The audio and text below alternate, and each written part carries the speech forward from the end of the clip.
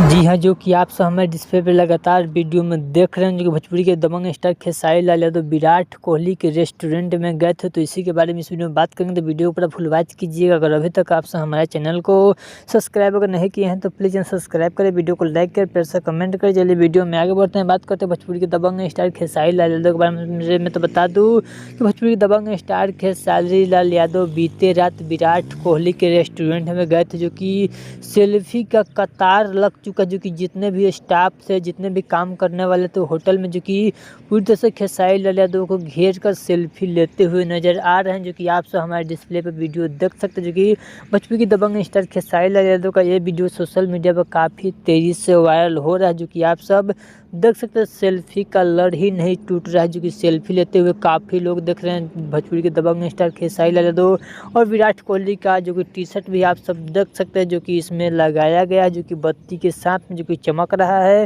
वही भोजपुरी दबंग स्टार खेसारी लाल यादव बीती रात गए थे, जो कि विराट से ही वीडियो काफ़ी तेज़ी से सोशल मीडिया पर वायरल हो रहा है। तो चलिए आप सब भोजपुरी के दबंग स्टार खेसारी लाल यादव का वीडियो अच्छा लगा तो प्लीज़ सब्सक्राइब करें, वीडियो को लाइक करें, कमेंट करें। चलिए मैं न्यू अपडेट के साथ, तो ओके बाय।